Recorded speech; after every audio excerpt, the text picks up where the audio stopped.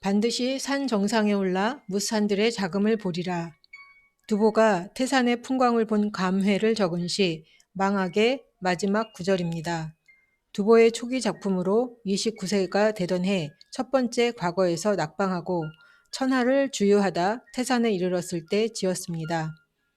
과거에 낙방한 신세가 되었지만 결코 낭망하지 않고 웅장한 태산의 모습처럼 더 큰 꿈을 품겠다는 각오가 담겨 있습니다. 반드시 저 높은 산 정상에 올라 자신을 비웃는 세상을 내려다 보겠다는 것입니다. 그 당시 두보의 심정을 정확히는 알 수 없지만 자신의 참담한 실패를 순순히 받아들이기는 어려웠을 것입니다.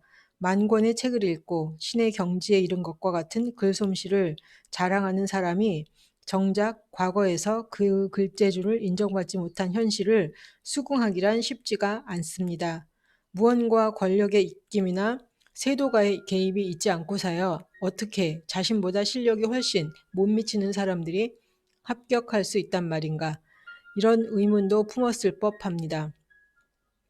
두보가 활동하던 당시대에 벼슬길로 나가는 데는 두 가지 방법이 있었습니다.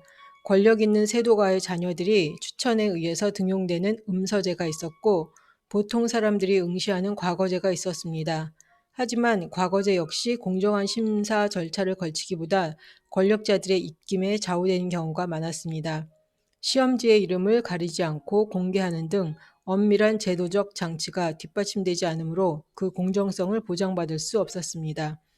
음서제로 인해 등용의 문이 절반으로 줄었을 때 일반 시험조차 형편이 급모양이 되니 돈과 권력이 없는 사람들이 과거에 급제하기는 바늘구멍보다 더 좁을 수가 없었습니다.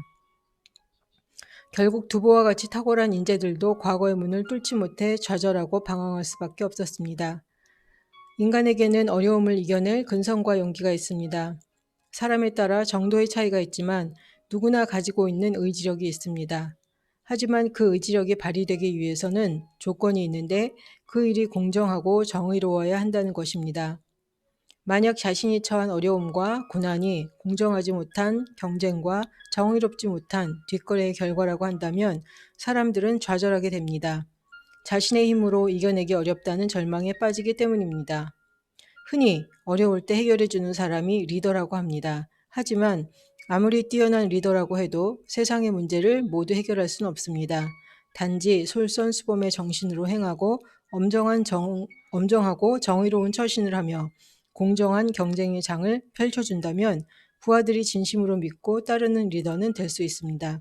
그런 리더라면 머지않아 그 어려움도 이겨낼 수 있습니다.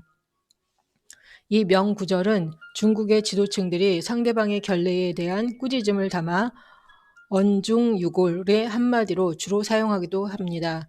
2006년 후진타오 전 중국 주석이 미국을 방문했을 때 미국의 결례가 거듭되자 우참 모임에서 이 말을 답례로 했습니다.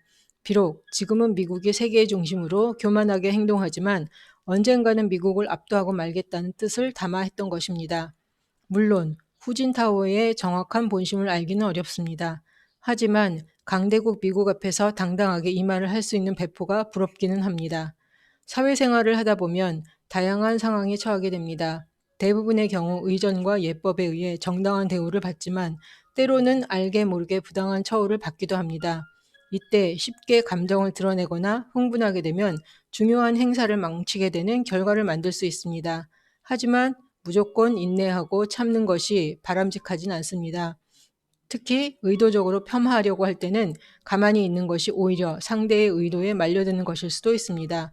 반드시 상대의 부당함을 꾸짖고 예의 없음을 질타하는 단호한 한마디를 할 수 있어야 합니다. 품격을 잃지 않으면서도 당당한 기세로 상대를 제압할 수 있는 말의 힘, 어른에게는 이러한 내공이 있어야 합니다.